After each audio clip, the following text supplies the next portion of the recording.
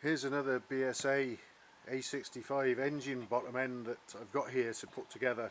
Now I've only got to build this one up to where I've got the pistons fitted and the cylinder barrels on. The owner's then going to sort of put the rest of it together, including the gearbox and everything, I assume. But I've had the crank checked over and measured, and the big end journals are on standard. They've been polished up, they didn't need a regrind. The timing side journal, what we've done with that, we fitted a new timing side bush, and the timing side journal was also standard, but it was about half a thou out of round. So what my guy who does my rebores and regrinds and everything has been able to do for me, I fitted the timing side bush, a brand new standard one, which obviously needed to be checked and honed or reamed, and between that being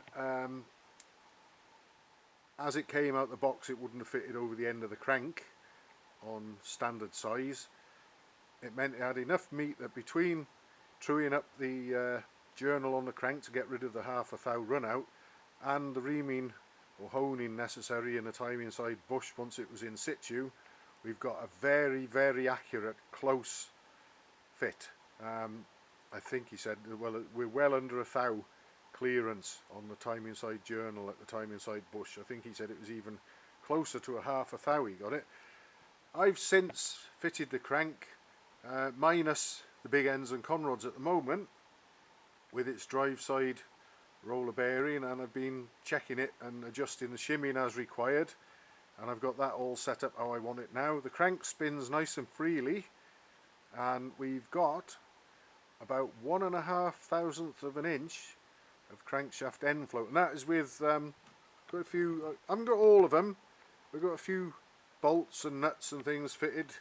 Got one there, I've got one in there and another one, perhaps we might be able to see it, at the bridge in the mouth of the crankcase. Plus I've got these clamps on. I've got no gasket material at all there yet, mind, no gasket compound, and I'll just demonstrate. I'll put this camera down, and what I'm going to do, as usual, I'm just going to put that in there and lever up against the flywheel on the crank and demonstrate, hopefully, what we've got here. Let's see, my clock dial gauge. Let's see if I can just tilt the camera up just a little bit, or raise it a touch perhaps. Bear with me, sorry about the noises. Scuffly noises, no doubt, while I'm adjusting that. Right, here we go. Now the clock is reading in thousandths of an inch. We're on 0, and I'm going to lever up against the flywheel on the crank now.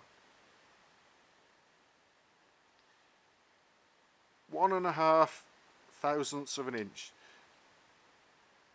The parameters are 1.5 to 3 thousandths of an inch. So I'm going to leave that shimming alone exactly how it is, and I've got my big end shells ordered. They should be here tomorrow, standard big end shells. I'll be able to fit them and the conrods, and then I'll be able to assemble these crankcases for keeps with a nice, very low, minimal end float, and I'll be very happy with that, and I hope the owner will be too.